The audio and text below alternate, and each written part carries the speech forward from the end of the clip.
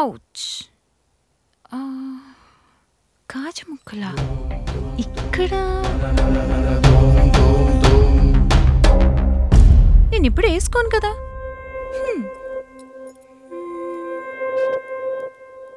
God knows. Anyway. మళ్ళీ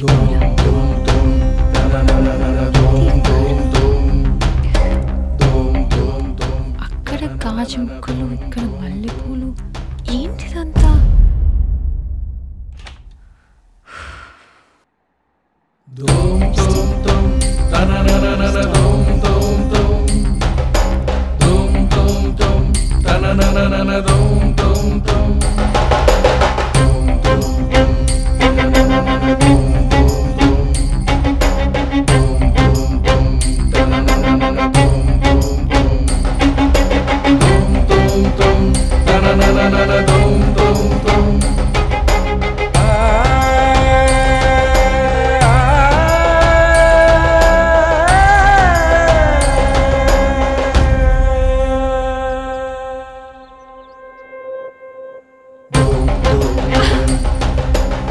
no doubt నువ్వు లేనప్పుడు మీ హస్బెండ్ ఎవరితోనో అఫేర్ మెయింటైన్ చేస్తున్నాడు. పైగా నువ్వే చెప్పావు కదా మీరిద్దరు ఇంకా కలవలేదని. అందుకే ఆ గ్యాప్ వేరే వాళ్ళతో ఫిల్అప్ చేస్తున్నట్టున్నాడు. కానీ తను ఇట్లాంటి టైప్ అంటే నేను నమ్మలేకపోతున్నాను. పిచ్చిదానా, మగాళ్ళందరూ ఒక్కటే టైపే. వాళ్ళకి ఎక్కడ తిన్నామా అన్నది ముఖ్యం కాదు, తిన్నామా లేదా అన్నదే ముఖ్యం. ముందెళ్ళి అదెవరితో తెలుసుకో.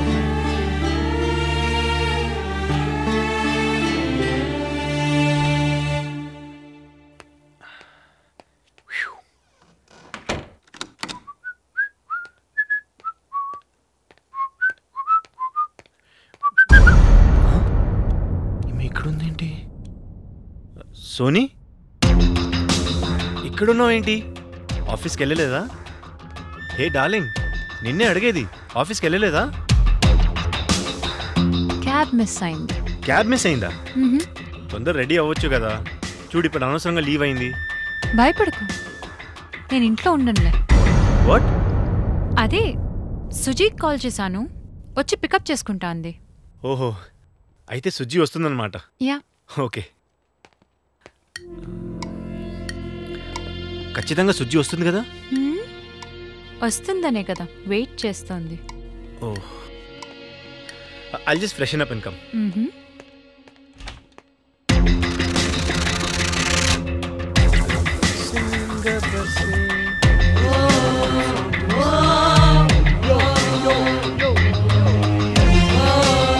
అమిత్, సుజీ వచ్చింది, నేను వెళ్తున్నాను. ఓకే, డోర్ లాక్ చేసి వెళ్ళిపో. Bye bye.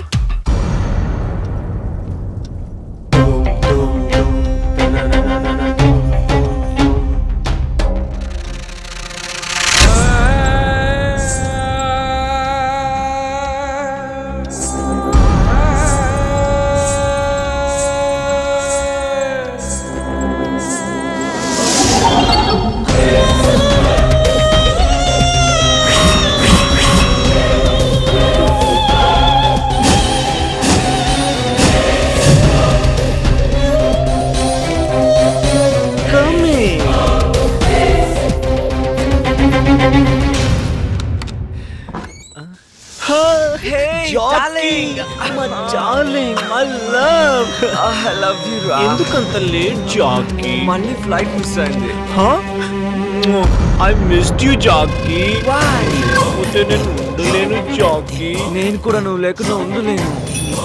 ఎంత బాగుంది జాకీ. నీ బుగ్గలు కూడా బాగున్నాయి. మీ Jackie, I want you Jackie. I want you. నువ్వు నాకు కావాలి జాకీ. నాకు కూడా నువ్వు కావాలి. Baby Jackie, let's go Jackie. Virginia virgins దొరకని ఈ రోజుల్లో నేను వర్జిన్గానే చచ్చిపోతానేమో. దీని ఎంకమ్మ, దీనికి అన్నీ ఇచ్చాడు, ఫీలింగ్స్ ఇవ్వలేదురా బాబోయ్ దేవుడోయ్. ఛ, మనిషిగా బతికే కంటే మగోడుగా చచ్చిపోవటం బెటరు. ఎంతసేపు కూర్చున్నా ఇంతే.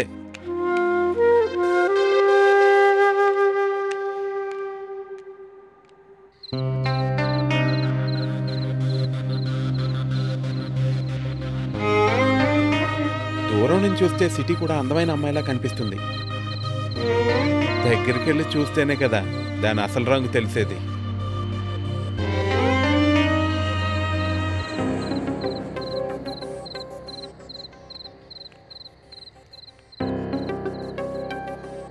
సోనియా, ఏంటి సోని ఇక్కడ ఉన్నావు? ఈరోజు ఆఫీస్కి వెళ్ళలేదా?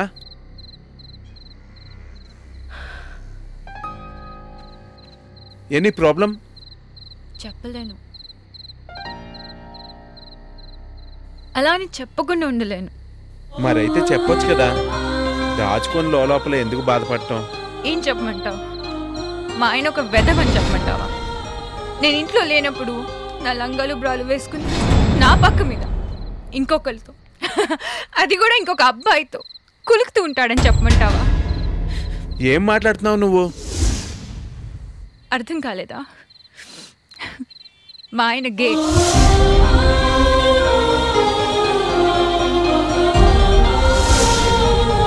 పచ్చిగా చెప్పాలంటే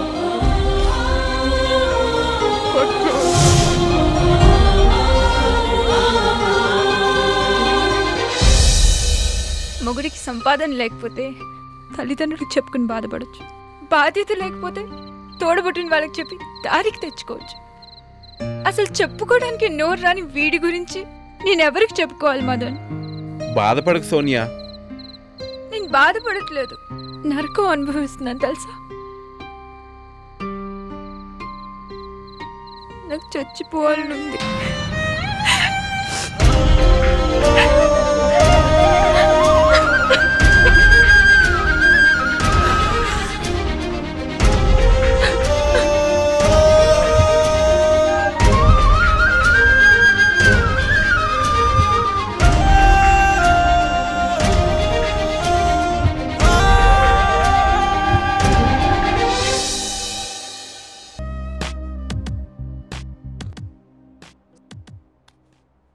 నమస్కారం డాక్టర్ గారు, శృంగార దేవోభవకి స్వాగతం. నమస్కారం అమ్మా.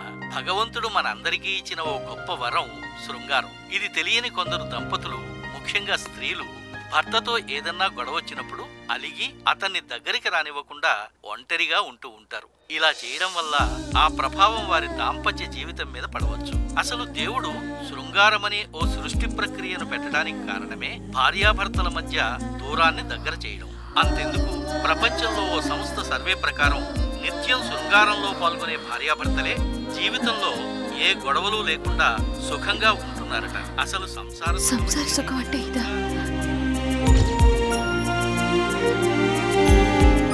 ఇన్నాళ్ళు చాలా పొరపాటు చేశాను. ఇప్పటికైనా బావకు అర్థమయ్యేలా నడుచుకోవాలి. బావా, ఏ